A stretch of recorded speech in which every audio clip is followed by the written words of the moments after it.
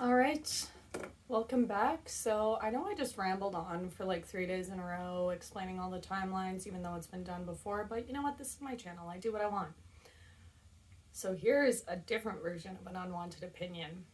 I have done an entire list of ranking every single Halloween movie, all 13 of them, and this is my ranking, my unwanted opinion on my least favorite Halloween movie and my favorite. So, sit down, buckle up, enjoy the ride. So, coming in at number 13 is, if you didn't guess it in my ramblings, is Halloween Resurrection. Laurie's killed off far too early. This is the literal definition of beating a dead horse and trying to take it in another direction, which failed miserably. And, it's just terrible. I said it. I meant it. So, that being said, and again, if you didn't guess this from my ramblings, coming in at number 12 would be The Curse of Michael Myers. It's far-fetched. I'm down for Michael being supernatural because through all the movies, he is literally a being of pure evil, and evil doesn't die, it just takes a shape. I'm all for that. But then you throw a cult in it that's like put some curse on him, like, come on, we don't need an explanation to why he killed people. Why can't it just be he killed people for the sake of killing people? I digress. Coming in at number 11 is Halloween 2, the Rob Zombie 2009 remake. I like the bloodbath. I am all for a good bloodbath, and that's what I like about the Rob Zombie versions is they're really gory, and I'm a sucker for it.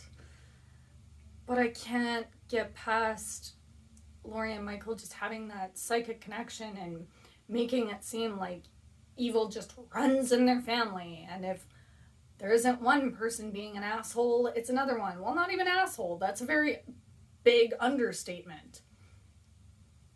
Psychotic would be a better word. And again, I'm all for the supernatural, but it's just silly. So, coming in at number 10 now, I have Halloween from 2007, again, the Rob Zombie reboot. I don't mind Michael having that reason for just snapping and killing his stepdad and his sister's boyfriend. I don't. I really don't mind, but again, where you lose me is that scene where the nurse sees the picture of him and baby Laurie, and she's like, oh, cute baby, can't be related to you, like, pointing out, hey, you're a fucking monster, because in that moment you just see, oh, you're calling me a monster? Fine, I'll be a monster. And that's all I got on that one. So at number 9 comes in with Halloween Kills. I like the concept of seeing how Michael Myers terrorized the entire town and not just Laurie Strode and traumatized so many other people. I'm fine with that. But basically turning this into a whole mob mentality, we've seen it before. It's nothing new. Like, you had so many other ways to go with it. Well, I don't know if you had other ways to go with it, but that one wasn't it. And yes, I'm referencing my notes. It's because I don't have time to memorize. There's 13 movies.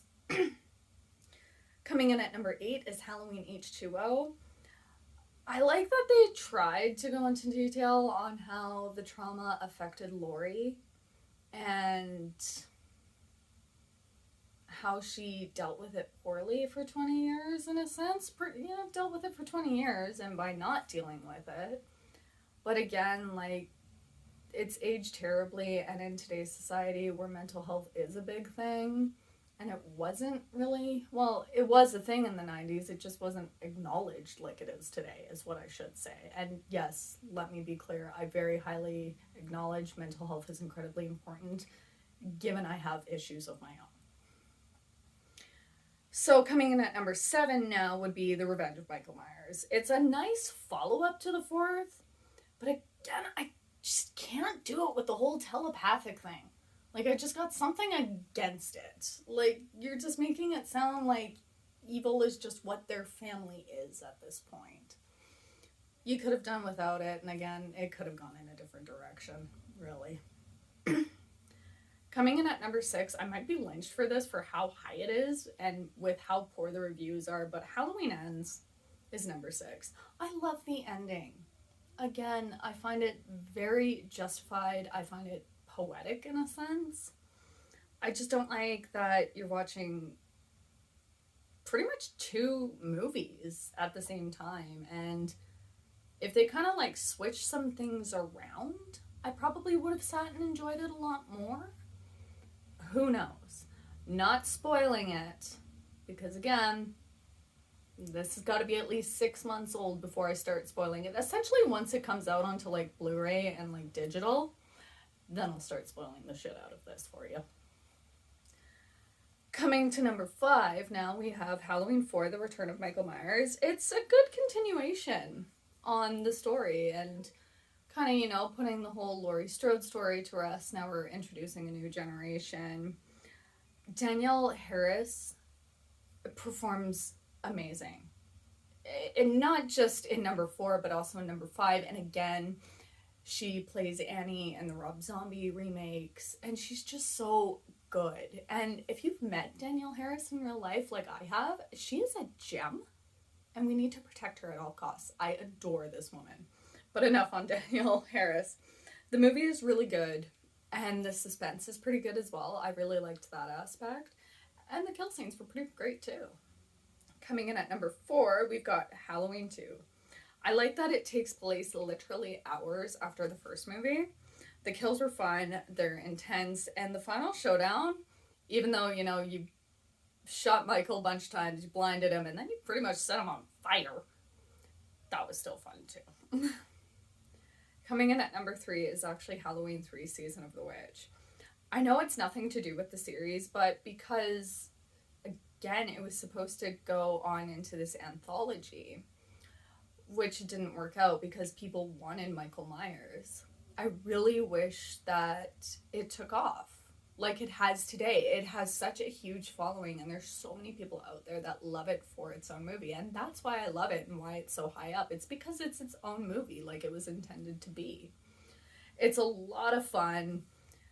It's so cheesy. Tom Atkins does a wonderful job as well, especially that end scene where he's like trying to get the Silver Shamrock special like taken off the air, and it just ends with him screaming, saying it's still on one more channel, and then it just cuts to black.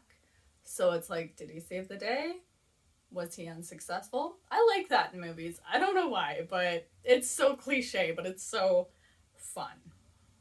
Moving on to number 2, Halloween 2018. I love that they finally did the Laurie trauma story justice. They show her as this prisoner of her trauma and everything that happened, because she's literally living as a recluse in a cabin in the woods. She's just sitting there all day, like constantly doing target practice, constantly finding ways to get more weapons, constantly finding more ways that when it comes time, if Michael Myers were to return, which, spoiler alert, he returns, she's prepared this time. Like, living with that constant survival mode mentality, and I love it. It's just done so well. And of course, coming in at number 1, Halloween 1978. The original's just always going to be number 1 for me, and probably for a lot of people. Honestly, the suspense is so good, and it's not overly gory. That's what makes it fun too. And quick sidebar, that's what I loved about 2018. You have these badass kill scenes, but they didn't use all the gore. It really went back to its roots. But back to my number 1. So yeah, you're seeing this 6-year-old boy just snap and kill his sister, and we don't know why.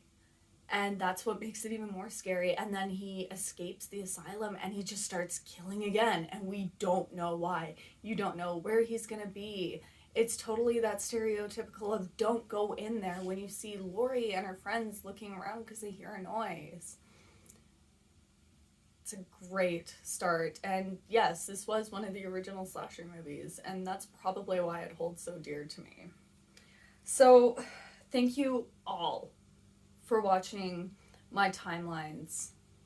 Thank you all for watching me ramble for a few moments, well, probably more than a few moments at this point, about my rankings for the Halloween movies. I want to know, what's your favorite movie? Do you like any of them? Do you like a bunch of them? Your list is probably different from mine. I'm probably gonna get hate for like where I place some of these movies, but you know what? I don't care. Again, this is unwanted opinions. These are my unwanted opinions.